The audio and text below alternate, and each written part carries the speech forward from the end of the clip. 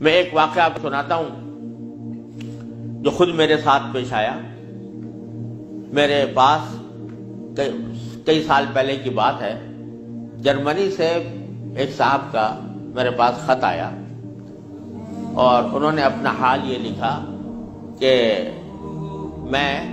پاکستان میں تھا اور وہاں سے پھر میں روزگار کی تلاش میں جرمنی آ گیا. جرمنی جب آیا تھا تو اس وقت دین کا کوئی احساس میرے دل میں نہیں تھا، دین کی کوئی فکر میرے دل میں نہیں تھی. میں صرف دنیا کمانے کے لیے یہاں پر آ گیا تھا،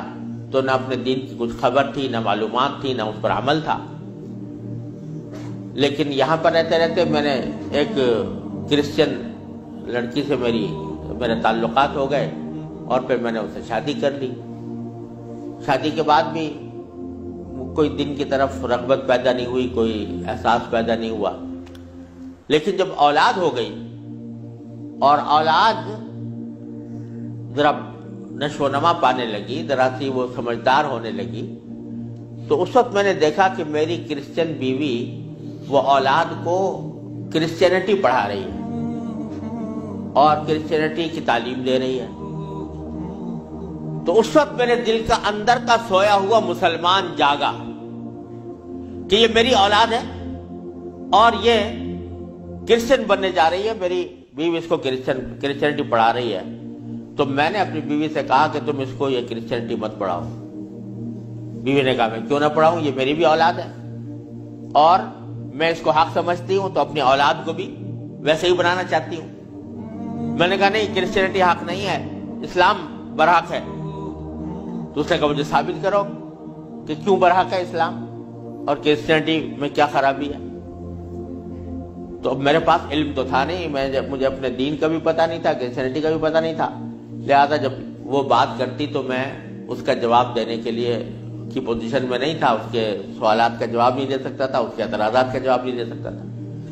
تو میں اس مشکل میں ہوں کہ میری اولاد وہ میری بیوی کی تعلیم و تربیت کے نتیجے میں کرسچن بننے جا رہی ہے اور میرے دل پر آرے چل رہے ہیں، میں کچھ کر نہیں سکتا.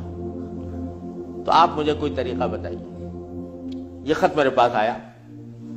تو میں نے اللہ تبارک و تعالیٰ سے دعا کی کہ اللہ کوئی ایسی تدبیر دل میں ڈال دیجئے کہ جس سے اس بیچارے مسلمان کی مشکل حل ہو. تو میں نے اس کو لکھا کہ ایک تو میری کتاب ہے واٹ از کرسچینٹی کے نام سے، جس میں کرسچینٹی کے بارے میں تفصیل ہے. تو وہ کتاب میں نے بھیجی اور ساتھ میں اس سے کہا کہ آپ اپنی بیوی سے بحث کرنا بند کر دیں، کیونکہ بحث کرنے سے کچھ فائدہ نہیں ہوگا. آپ کو خود معلومات نہیں ہے اور بحث کرنے سے ویسے بھی فائدہ نہیں ہوتا. جب بحث مباحثہ شروع ہوتا ہے تو ہر ایک آدمی چاہتا ہے دوسرے کو زیر کر دے، اس سے کوئی خاص فائدہ نہیں ہوتا. تو آپ بحث کرنا تو بند کر دیں، البتہ ان کو دو باتوں پر آمادہ کر لیں. ایک بات تو یہ کہ اس سے یہ کہیں کہ بھئی خدا کو تم بھی مانتی ہو اور میں بھی مانتا ہوں، اور یہ بھی مانتی ہو کہ خدا سے دعا کی جاتی ہے. تو آؤ ہم دونوں بیٹھ کر یہ دعا کریں، اکٹھے بیٹھ کر یہ دعا کریں کہ یا اللہ اگر اسلام برحق ہے تو ہمارا سینہ اسلام کے لیے کھول دیجئے، اس پر عمل کی توفیق عطا فرمائیے. اور اگر کرسچینٹی برحق ہے تو پھر کرسچینٹی کے اوپر ہمارا دل کو مطمئن کر دیجئے. دونوں مل کے یہ دعا کیا کریں. ایک تو اس بات پر اس کو آمادہ کریں، دوسرے اس بات پر آمادہ کریں میں کتاب بھیج رہا ہوں کہ وہ کتاب کا مطالعہ کر لیں. میں نے یہ لکھ تو دیا، اللہ تعالیٰ سے دعا بھی کی کہ اللہ میں نے لکھ تو دیا ہے، اس کو مؤثر و مفید بنا دیجئے. کچھ عرصے کے بعد اس ساتھی کا خط آیا. اس نے لکھا کہ الحمدللہ میری بیوی نے آپ کی دونوں باتیں تو مان لی ہیں اور کہا کہ یہ دعا بھی کروں گی اور یہ کتاب بھی پڑھوں گی، لیکن ابھی کوئی فرق نہیں آیا، معاملہ کیوں کا توں ہے. تو میں نے پھر ان کو خط لکھا کہ آپ گھبرائیں نہیں اور اس عمل کو جاری رکھیں، دعا کرتے رہیں، تو گھبرائیں نہیں. اس کے کچھ عرصے کے بعد ان کا خط آیا میرے پاس. اس میں انہوں نے لکھا کہ عجیب و غریب واقعہ ہو گیا. وہ یہ کہ میری بیوی وہ کسی جگہ کوئی ڈگری کورس کر رہی تھی، اس سلسلے میں یونیورسٹی گئی، اور یونیورسٹی سے واپس آتے ہوئے ہم دونوں واپس آ رہے تھے، وہ گاڑی ڈرائیو کر رہی تھی، میں اس کے برابر میں بیٹھا ہوا تھا، تو اچانک اس نے گاڑی ایک جگہ روک کر اور اس نے اپنا سر اسٹیئرنگ کے اوپر جھکا لیا اور بے تحاشا رونے لگی۔ میں سمجھا کہ خدا نہ کرے اس کے اوپر کوئی دل کا دورہ پڑا ہے یا کوئی تکلیف ہوئی ہے، تو میں پریشان ہوا۔ میں نے پوچھا کیا بات ہے، تو روتے روتے اس سے بولا نہیں جا رہا تھا۔ بمشکل جب میں نے بار بار پوچھا تو اس نے ایک جملہ کہا کہ میں اور کوئی تکلیف نہیں ہے، بس مجھے تم مسلمان بنا، اسلام میں قبول کرنا چاہتی ہوں۔ کہتے مجھے اپنے کانوں پر اعتبار نہیں آیا کہ یہ وہی عورت ہے کہ جو اتنی شدت کے ساتھ مجھ سے بحث کیا کرتی تھی، اور اب یہ کری کہ میں نے کیا کہا، تو بار بار میں نے اس سے پوچھا تو اس نے کہا کہ نہیں، میں سچ کہہ رہی ہوں کہ مجھے مسلمان ہونا ہے، تو مجھے کہیں لے جا کر مجھے مسلمان بناؤ۔ میں پھر اس کو فوراً اسلامی سینٹر میں لے گیا، وہاں جا کے اس نے کلمہ شہادت پڑھا، مسلمان ہوئی، اور اس نے خط میں لکھا تھا کہ یہ اتفاق سے یہ دن رمضان کا تھا، اور آج پہلا موقع ہے کہ ہم دونوں نے سحری میں اٹھ کر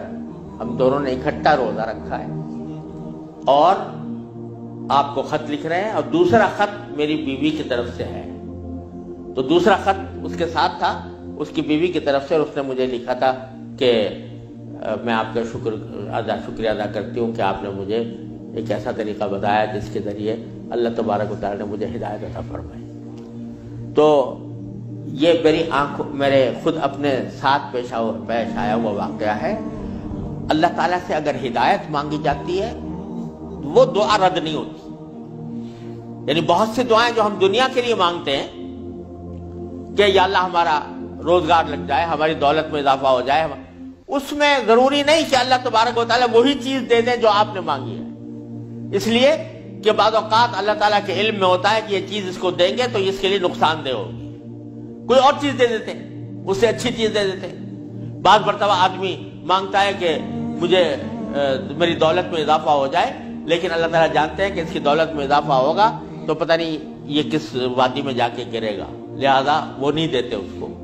لیکن دعا کا ثواب اس کو دے دیتے ہیں۔ اسی طریقے سے بعض اوقات دنیا کے بارے میں اگر یہ ہو کہ بھئی اللہ میاں مجھے محسن فرض کرو کہ بیمار ہے تو شفا مل جائے، تو بیماری کے اندر بعض اوقات اللہ تعالیٰ جانتے ہیں کہ اس کا بیمار رہنا ہی اس کے حق میں زیادہ فائدہ مند ہے، تو وہ بعینی ہی وہ چیز نہیں دیتے، لیکن اس سے اچھی چیز عطا فرما دیتے ہیں۔ یہ اللہ تبارک و تعالیٰ کی سنت ہے دنیاوی چیزوں کے بارے میں۔ لیکن اگر کوئی ہدایت مانگے سچے دل سے، یا اللہ مجھے ہدایت دے دے، یا اللہ مجھے سیدھے راستے پر چلنے کی توفیق دے دے، یا اللہ میری اولاد کو سیدھے راستے پر چلنے کی توفیق دے دے، تو یہ دعا رد نہیں ہوتی،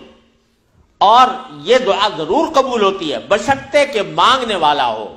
سچے دل سے مانگے، خشوع کے ساتھ مانگے، اللہ تعالیٰ سے مانگنے کے انداز میں مانگے، تو اللہ تبارک و تعالیٰ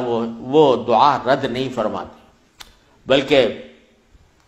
میرے شیخ حضرت عارفی رحمۃ اللہ علیہ فرمایا کرتے تھے کہ اپنے اللہ میاں سے جب کوئی مانگو تو مچل کر مانگا کرو، یعنی اپنے اللہ میاں سے باتیں کیا کرو، کہہ دیا کرو یا اللہ یا تو مجھے ہدایت دے دیجئے ورنہ آخرت میں مجھ سے مواخذہ نہ فرمائیے گا،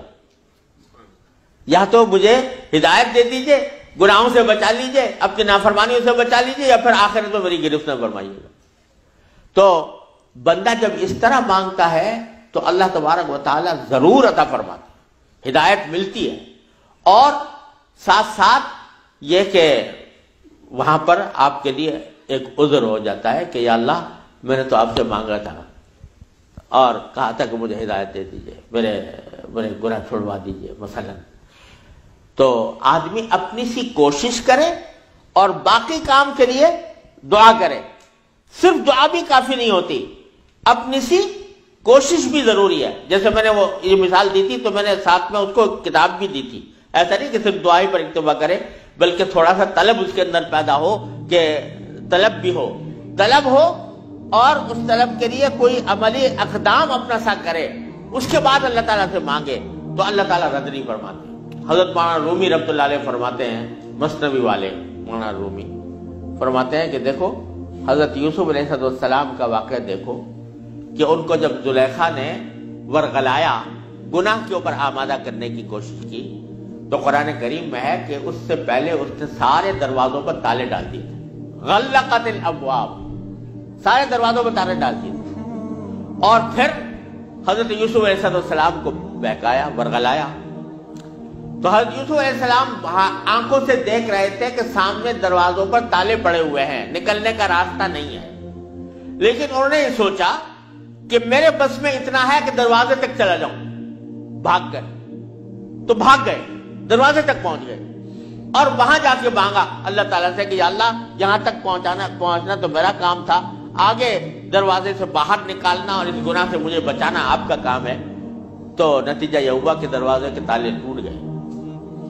اور داخل۔ تو مولانا رومی فرماتے ہیں کہ گرچہ رکھنا نیست عالم را پدید، خیرہ یوسف وار می باید دوید، اگرچہ تمہیں اس دنیا کے اندر تمہیں کوئی راستہ نظر نہیں آ رہا، گناہوں سے بچنے کا، اللہ تبارک و تعالیٰ کی نافرمانی سے بچنے کا ماحول ایسا ہے، اس سے نکلنے کا راستہ نظر نہیں آیا، لیکن خیرہ یوسف وار می باید دوید، جس طرح یوسف علیہ السلام دروازے اپنے حد تک جتنا کر سکتے تھے اس کے لیے دروازے تک دوڑ گئے، اس طرح تم بھی دوڑ جاؤ اور پھر اللہ تبارک و تعالیٰ سے مانگو تو اللہ تبارک و تعالیٰ انشاءاللہ رد نہیں فرمائیں گے۔ اس لیے میں عرض کرتا ہوں کہ اپنے معمولات میں، روزمرہ کے معمولات میں یہ بات شامل کریں کہ رات کو سونے سے پہلے اللہ تبارک و تعالیٰ کی بارگاہ میں اپنی بھی اور اپنی اولاد کی بھی، اپنے گھر والوں کی بھی ہدایت کی دعا فرمائیں۔ اللہ یا اللہ اپنے رحمت سے ہم چاہتے ہیں کہ ایسا کریں، اپنی طرف سے کوشش بھی کر رہے ہیں، یا اللہ اپنے فضل و کرم سے اپنے رحمت سے اس کوشش کو کامیاب بنا دیجئے اور ہمارے دلوں کو پھیر دیجئے۔ قرآن کریم حضور اقدس صلی اللہ علیہ وسلم دعا تلقین فرمائی، یا مصرف القلوب صرف قلوبنا علی طاعتک، اے وہ ذات جو دلوں کو پھیرنے والی ہے، اے اللہ ہمارے دلوں کو اپنی طاعت کی طرف پھیر دیجئے، اپنی اطاعت کی طرف پھیر دیجئے۔ یہ دعا سرکار دو عالم صلی اللہ علیہ وسلم تلقین فرمائی۔ تو یہ دعا ہر روز بندہ مانگے اللہ تبارک و تعالیٰ سے، انشاءاللہ رد نہیں ہوگی، انشاءاللہ ضرور کامیابی ہوگی۔ اپنی طرف سے کوشش جاری رہے اور ساتھ ساتھ اللہ تعالیٰ سے مانگتے رہے، انشاءاللہ یہ کوشش کبھی رائے گاہ نہیں جائے گی، اللہ تبارک و تعالیٰ اس کو ضرور قبول فرمائے۔